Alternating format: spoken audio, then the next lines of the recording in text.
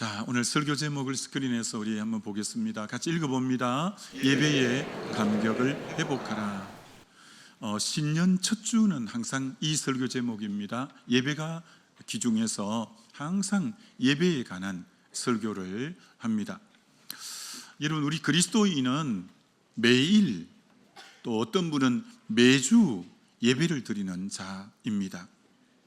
어떤 분은 새벽 예배를 드리기 때문에 매일 예배를 드리시는 분이 있고, 또 주일 낮 예배, 수요 예배, 금요 성령 기도회, 구역 예배, 또 어떤 분은 가정 예배. 그래서 참 적게 드리는 분은 한 번, 많이 드리는 분은 일주일에 약 10번 정도도 예배를 드리는, 그래서 그리스도인은 평생 예배 드리는 자가 그리스도인이다, 이렇게 말할 수 있죠. 여러분, 예배의 정의가 뭘까요? 뭐가 예배일까요?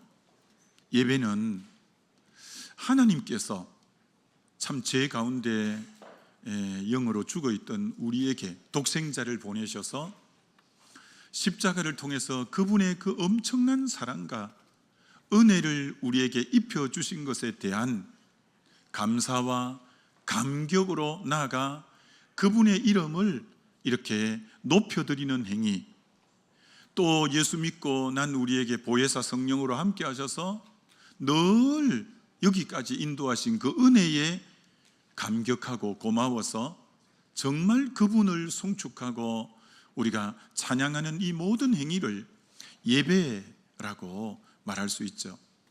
장신대에서 16년 동안 예배학, 설교학을 가르쳤던 주성중 교수님, 지금 이제 목회하시는데, 그분의 예배에 대한 책에 보면 예배를 이렇게 정의해 놓고 있습니다. 예배는 워십이잖아요.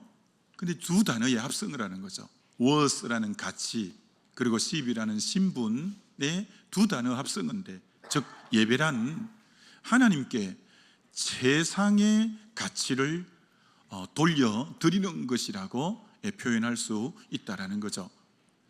정말 하나님이 최상의 것인 독생자를 우리에게 주셨는데, 우리 또한 그 은혜를 알고 사랑을 깨달았다면, 할 수 있으면 우리가 하나님께 최상의 가치를 돌려드리는 표현, 행위, 응답이 예배다, 이렇게 말할 수 있지요.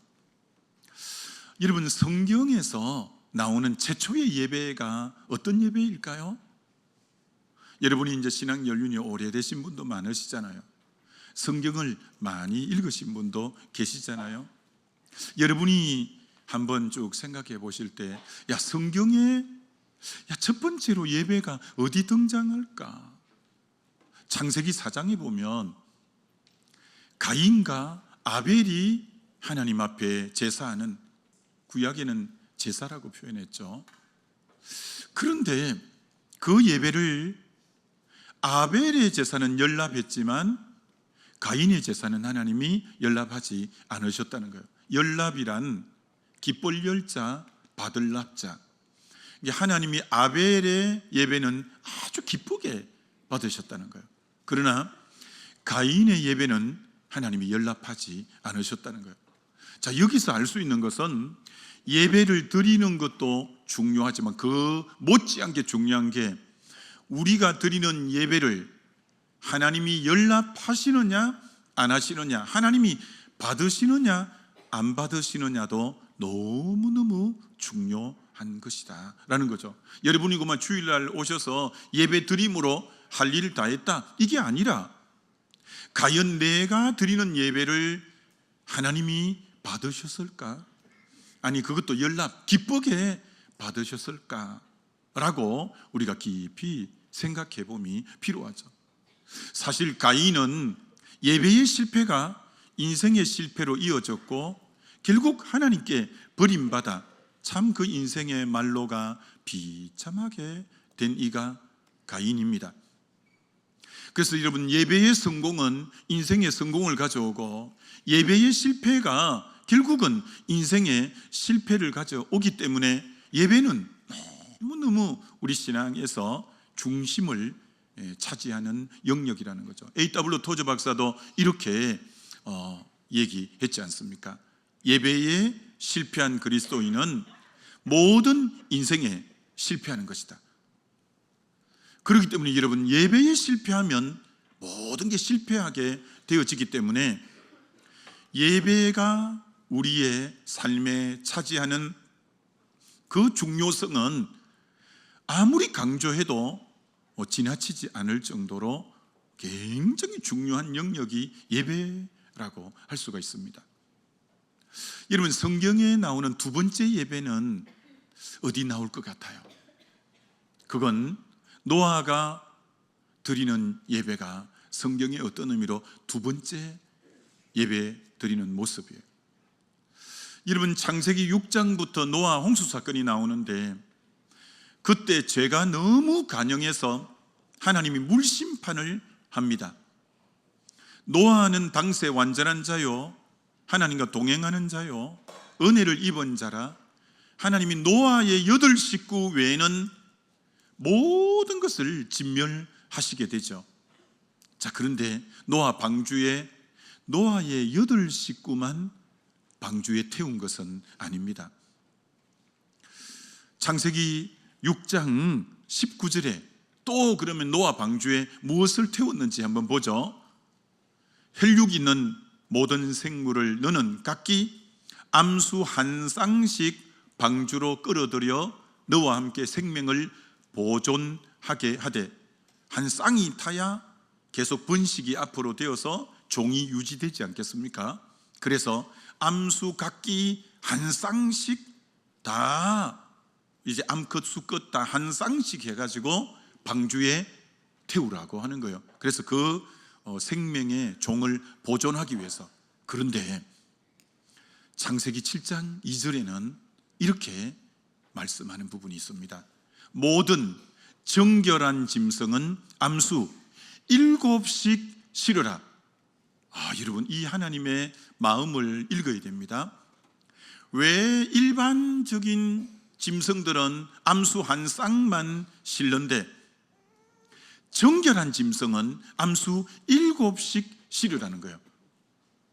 그러면 하나님이 인류를 이제 다 물심판하고 노아 8 식구를 통해서 새로운 세상을 열어가는 지금 일을 하시는데, 새로운 세상을 통해서 하나님이 역점을 두시는 부분이 뭐냐면 예배하는, 새롭게 출발하는 노아 가정으로부터 예배를 받으시고 싶은 거죠. 만약에 암수 한 쌍만 실었다면 그 제물로 드리고 나면 종이 없어져 버릴 거 아닙니까? 그러니까 정결한 짐승은 7씩 실어서 하나님께 제물로 드리게. 하나님이 새로 출발하는 노아를 통한 새 세상에서 제일 역점에 두는 부분이 예배 받으시고자 하는 거죠.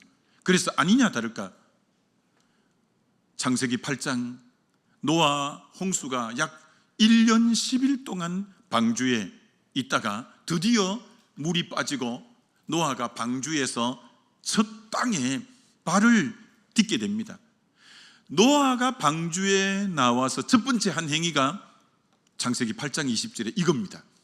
노아가 여호와께 제단을 쌓고 모든 정결한 짐승과 모든 정결한 새 중에서 제물을 취하여 번제로 제단에 드렸더니, 방주에 나온 노아가 맨 처음 한 것은 하나님께 예배하는 것이었어요. 예배. 하나님이 새롭게 디자인해서 새로운 인생을 지금 출발시키잖아요. 노아 8가족을, 이 세상에는 노아 8 식구밖에 없잖아요.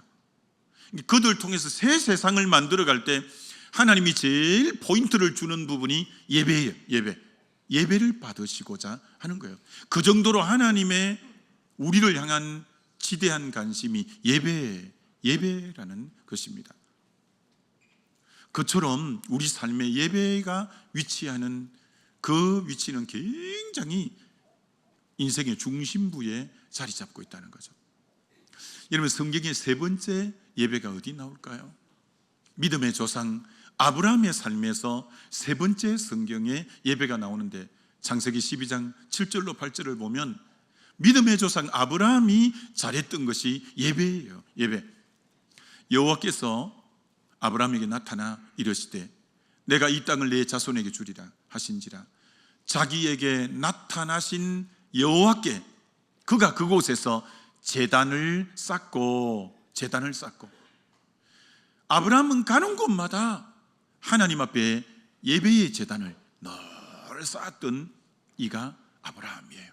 8절도 한번 보여드리면 거기서 베델 동쪽 산으로 옮겨 장막을 치니 서쪽은 베델이요 동쪽은 아이라. 그가 그곳에 여호와께 제단을 쌓고 여호와의 이름을 부르더니 아브라함의 주특기는 가는 곳마다 그곳에 예배의 단을 쌓는, 하나님께 예배를 그렇게 잘 드렸던 이가 아브라함이라는 거예요. 아브라함. 그럼 여러분, 아브라함 75세 때 부름받아 175세 때 세상을 떠나는데 아브라함의 삶의 가장 클라이막스, 인생의 절정이 뭘까요? 아브라함의 삶에 그건 창세기 22장 너 사랑하는 독자 이삭을 모리아산에 번제 예배를 드리라. 하나님은 아브라함을 달아보시는데 그 성경에는 테스트라고 말해놨죠. 시험하는데 뭘로 테스트를 하느냐면 예배를 통해서 테스트해 보는 거예요. 너 중심이 어떻는지 보자. 너 진짜 제일 100살 때 얻어서 사랑하는 독자 이삭을 번제로 드릴 수 있는지 그걸 시험해 보는 거예요. 야, 그런데 여러분, 아브라함이 이 시험에 합격을 하는 거예요. 3일 길을 걸어가야 모리아산이 나오는데 3일 길을 가도 마음이 움직이지 않는 거예요. 딱 주님을 향해서 심지가 견고한 거예요.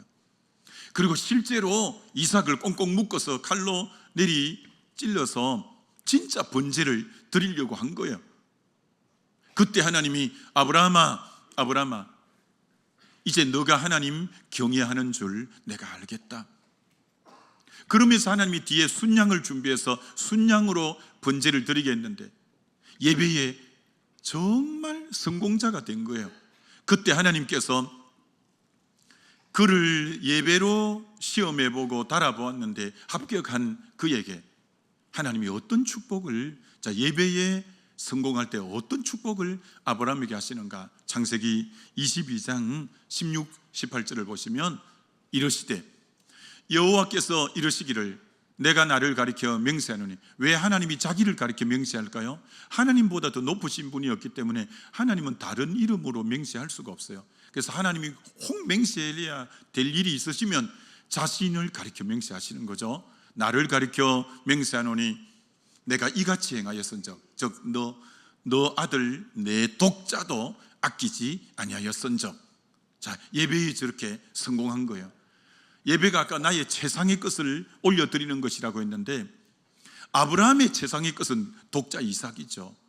그런데 그 최상의 것도 하나님께 마다하지 않고 올려드린 아브라함에게 4가지의 하나님이 축복을 약속합니다. 17절에 첫 번째, 내가 너에게 큰 복을 주겠다. 이게 첫 번째입니다. 예배의 성공자에게 하나님이 주시는 첫 번째 복이 내가 너에게 큰 복을 주겠다.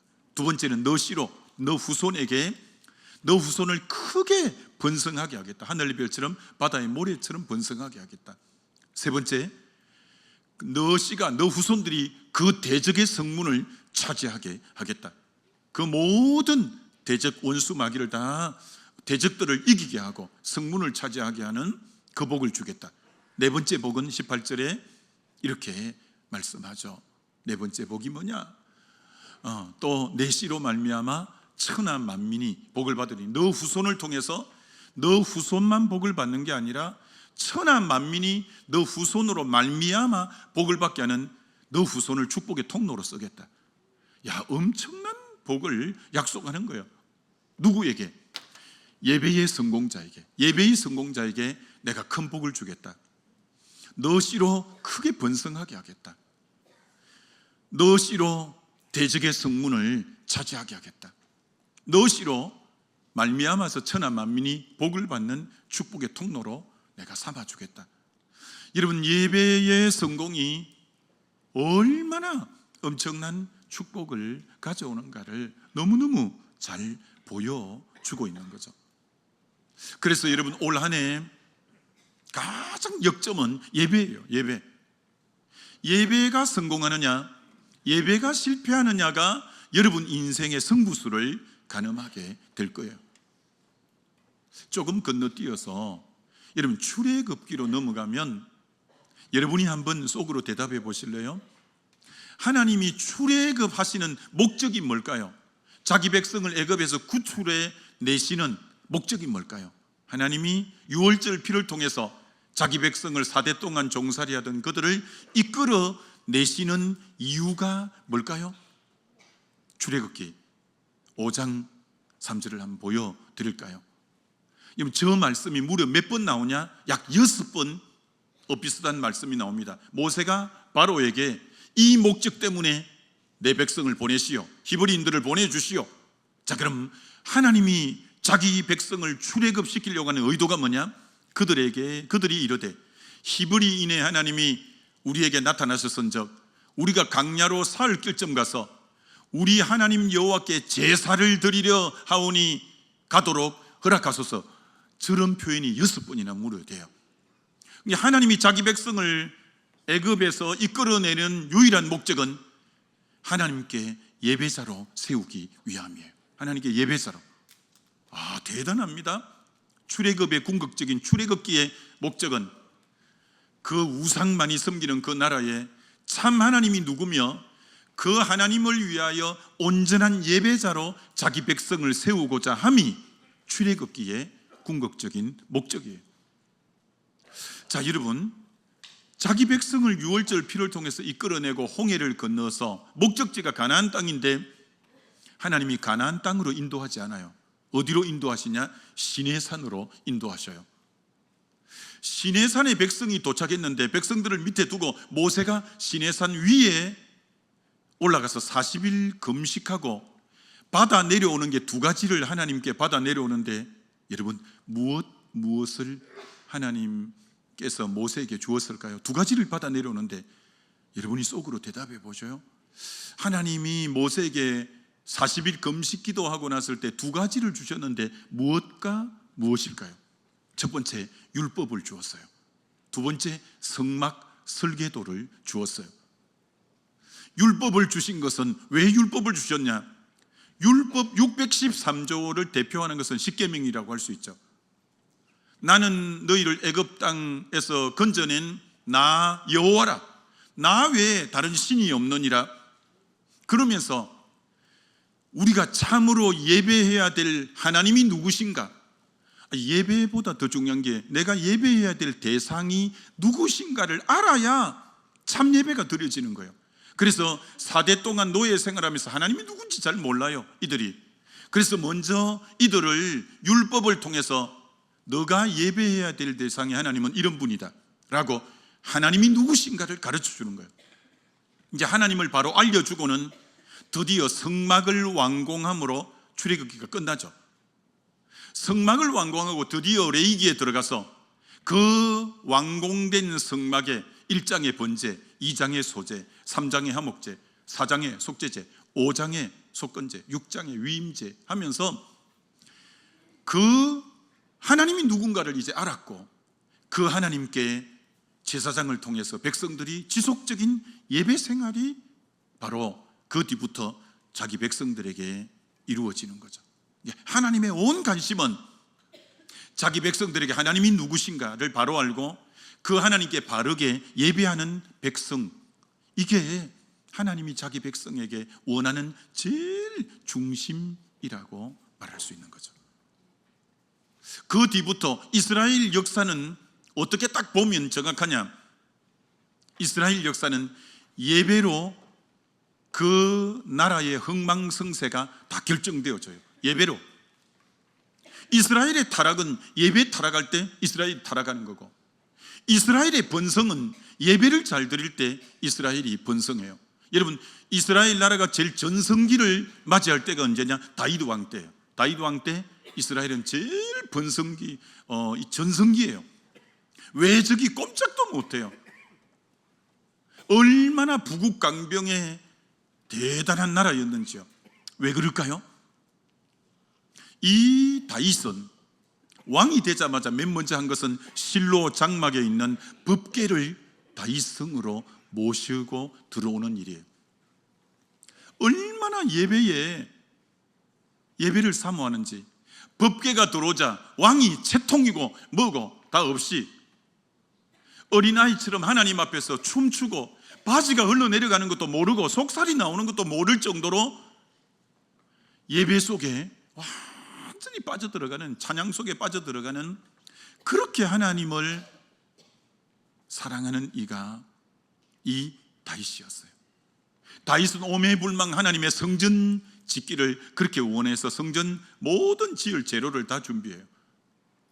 역대상 29장에 하나님 앞에 드리는 예물이 창세 이래로부터 제일 많아요. 금 3천 달란트, 은 몇천 달란트 하면서 자격이 있는 모든 것 하나님 앞에 예물로 다 드릴 정도로 그렇게 예배를 사모하고 그렇게 예배를 귀히 여기는, 하나님이 예배를 잘 드리는 그때 그 나라 전성기가 왔어요.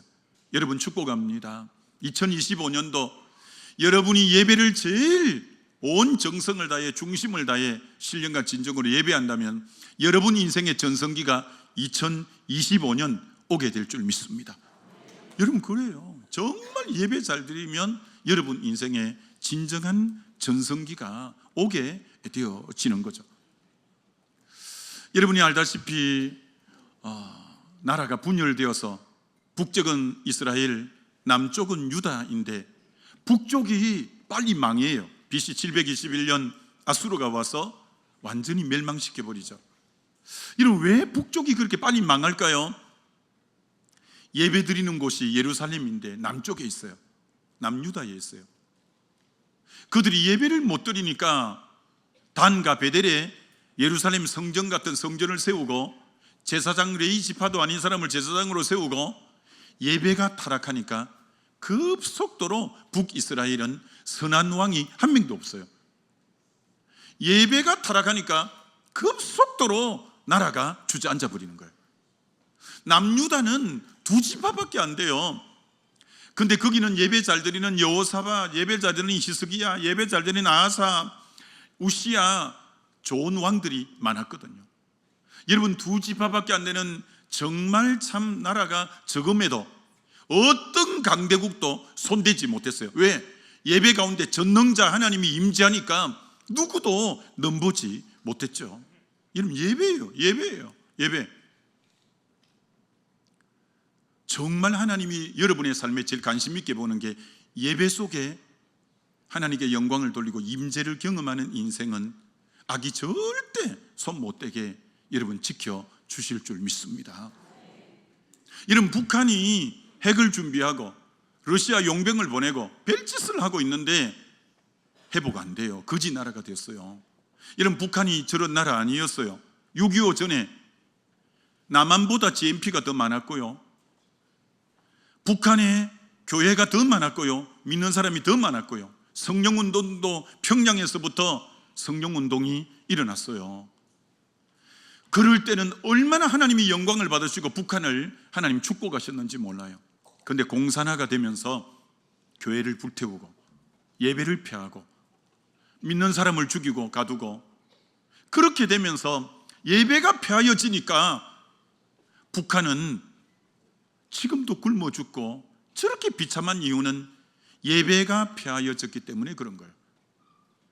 아무리 별 방법을 북한은 다 써도 예배 회복되기 전에는 북한 땅은 회복될 수가 없는 거죠.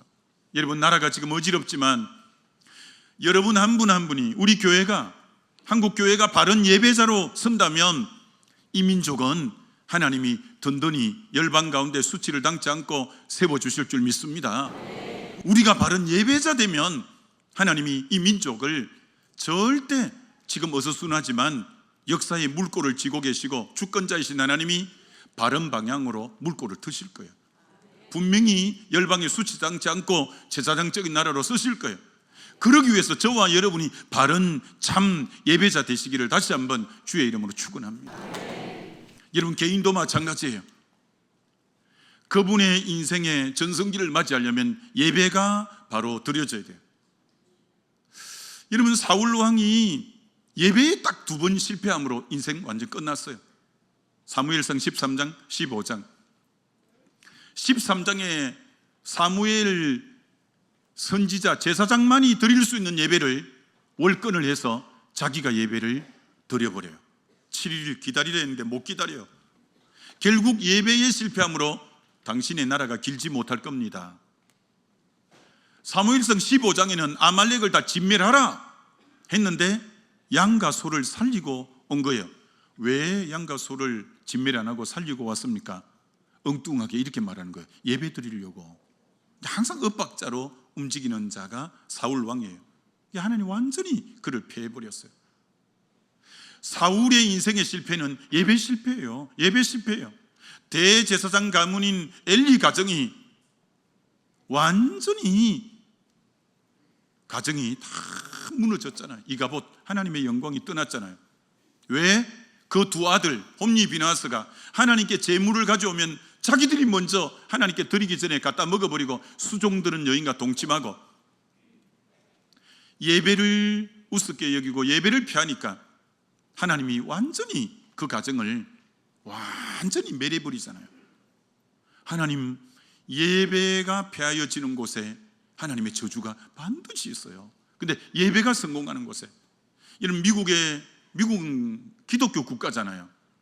대통령이 한결같이 크리스찬들이 다 대통령이 되죠. 근데 유독 미국 대통령 중에 천주교인이 있었어요. 그분이 바로 존 F 케네디입니다. 존 F 케네디가 대통령이 되고 미국의 모든 학교의 채플, 예배를 없앴어요. 성경 공부를 했는데 성경 공부를 폐지시켰어요.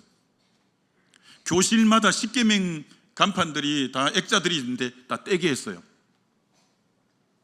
그때부터 미국의 히피족들, 장발족들, 마약 중독자들 총기 난사사고 결국 자기도 총으로 암살당해 죽임을 당했어요. 예배를 피한 자가 존 F 케네디예요. 하나님은 예배를 피하는 그에게 정말 그것만큼은 하나님이 용납하지 않아요. 예배를 어지럽히고 예배를 피하고. 여러분, 이 예배 얼마나 하나님이 귀하게 여기시는가. 여러분, 느헤미야가 바벨론 포로기의 사람이잖아요. 그가 민족을 위해서 넉 달 동안 기도했는데 아닥사스다 왕이 자네가 올라가서 성을 재건해라. 내가 모든 자료 다 뒤에서 밀어줄게. 그래서 느헤미야가 예루살렘 성곽을 52일 만에 재건하는데, 여러분, 예루살렘 성이 어떻게 생겼냐면 문이 여러 개가 있어요. 예루살렘 성에 우리가 잘 아는 사도행전 3장에 성전 미문에 미문도 나오고, 제사 드릴 때 양이 들어오는 양문도 있고, 배설물을 실어 나르는 분문도 있고, 여러 종류의 문이 있는데 느헤미야가 성곽을 재건할 때 맨 먼저 건축한 문이 양이 들어오는 양문이에요. 왜 우리가 바벨론의 포로로 잡혀갔냐? 예배에 실패해서 마지막 유다 내왕이 다 우상숭배함으로 바벨론에 갔거든요. 예배 실패였거든요. 느헤미야가 그걸 알기 때문에 이 민족의 회복, 예루살렘의 회복, 이스라엘의 회복은 예배 회복부터 되어진다는 걸 알기 때문에 성곽을 재건하는데 맨 먼저 문 중에 양이 들어오는, 제물이 들어오는 양문을 먼저 건축한 거예요. 예배 회복만이 예루살렘 회복과 민족의 회복이 이루어진다는 것을 너무나 절절하게 알았던 자가 느헤미야이기 때문에 그런 거죠. 여러분, 사무엘상 7장에 블레셋이 쳐들어왔어요. 사무엘은 용사가 아니고 전쟁하는 전사가 아니에요. 근데 블레셋이 쳐들어왔는데 이 사무엘이 나가서 대적을 어떻게 여러분 맞이하느냐? 1년 된 흠없는 어린 양을 번제로 드렸더니 하나님이 그 번제물 위에 임재하시는데 하나님이 우레가 발하고 천둥벼락이 쳐서 그 블레셋을 완전히 다 지리멸렬하게 하는 거예요. 그때 사무엘이 에베네셀, 하나님이 여기까지 도우셨습니다. 그게 이러면 사무엘이 블레셋과 전쟁에서 승리는 예배의 승리로 전쟁의 승리가 왔어요. 여러분, 북이스라엘의 제일 악한 왕이 아방이고 우상이 제일 창궐했는데 이세벨을 왕으로 맞아들이므로 그때 활동했던 선지자가 엘리야이죠. 갈멜산의 850대 1의 영적 대결에서 어떻게 엘리야가 이기느냐? 무너진 단을 수축하고 그곳에 번제물을 놓고 하나님 앞에 예배했을 때 번제물에 불이 임하는 하나님의 임재 속에 하나님의 살아계심을 하나님이 증명한 거죠. 결국은 엘리야가 우상을 이기고 승리한 것도 예배의 성공으로 850명의 이 우상 숭배 지도자들을 기손 시내가에서 다 목을 친 것처럼 예배의 성공이 결국 나라를 안정되게 만들어 가게 된 거죠.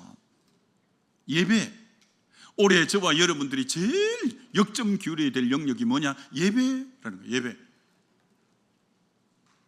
아까 말했던 그 주성중 교수, 지금 목회하시지만 그 예배학을 16년 가르치신 분이고 설교학도 16년 가르친 분인데 그분의 예배학 책에 한국교회 예배를 이렇게 지적해 놓은 적이 있어요. 한국 교인들은 예배 드리러 올 때 예배를 마치 축복을 받는 통로로 생각하고 있다. 전부 예배 때 받으러 온다는 거예요. 주일 되면 하나님께 이거 달라야지, 이거 달라야지 청구서를 챙겨갖고 하나님 앞에 막 모여든다는 거예요. 하나님 요거 주세요, 요거 주세요, 요거 주세요. 예배의 본질은 하나님께 드림인데 나를 구원해 주셨고 지금까지 나와 함께 하신 그 은혜에 감격해서 내가 찬송을 올려드리고 내가 기도를 올려드리고 내가 예물을 드리고 내 중심을 드리는 예배의 핵심이 드림인데 얼마나 많은 한국교회 성도들이 예배의 중심이 받음을 생각한다는 거예요. 여러분이 오늘 예배 드리러 나오시면서 여러분의 중심이 드림보다 받음의 역점을 가지고 나오신 분들은 없는가? 미국에서 참 건강하게 목회하신 존 메가더 목사님 책에도 예배의 이 부분을 지적해놨어요. 존 메가더 목사님 글을 보면 어떻게 말씀해 놓고 있냐? 저기 보십시오. 예배는 본질적으로 드리는 것이다. 그것이 왜 우리가 그리스도인으로서 주일에 함께 모이는가에 대한 이유이다. 그러니까 예배 드림이 모이는 이유라는 거예요. 그 다음 볼까요? 우리는 하나님께 영광을 돌려드리려고 모인 것이다. 따라서 당신이 무엇인가를 얻기 위해서, 예컨대 축복을 받기 위해 교회에 나간다면 그것은 동기부터가 잘못된 것이다. 그 다음, 우리가 주님께 예배를 드리려고 모였다면 우리의 초점은 하나님께로부터 무엇을 받는 것이 아니라 하나님께 드린다는 것에 초점을 맞추어져야 한다. 그 다음, 예배는 하나님께 드리려는 타는 듯한 열망이며 그것은 우리 자신과 마음의 태도와 우리의 소유를 드리는 것까지 포함된다. 예배의 철저한 무게중심은 받음이 아닌 드림이라는 거죠. 예배 때 하나님의 임재가 있고요, 축복이 있고요, 은혜가 있고요, 치유가 있고요, 회복이 있어요. 그러나 그건 목적일 수 없어요. 예배에 하나님의 은혜에 사랑에 감격해서 내가 예배를 드리다 보니까 결과론적으로 하나님의 은혜가 임하고 하나님의 축복이 임하고 치유가 임하고 회복이 임하고 그건 결과론적으로 오는 열매이지 예배의 목적일 수는 없다는 거예요. 다시 여러분 축복합니다. 예배는 받음이 목적이 아니라 올 한 해 52주 예배 드릴 때 그 은혜에 감격하고 감사해서 우리 자신과 우리 중심을 가능한 나의 최상의 것을 하나님께 올려드리는 드림의 역점이 있게 되시기를 주의 이름으로 축원합니다. 그러면 결과론적으로 은혜가 임하고 축복이 임하고 응답이 임하고 치유가 임하고 회복이 임하고 그는 결과론적으로 오는 거예요. 그래서 올 한 해 저와 여러분 모두가 예배의 참 성공자 되어지시기를 우리 주님의 이름으로 축원합니다.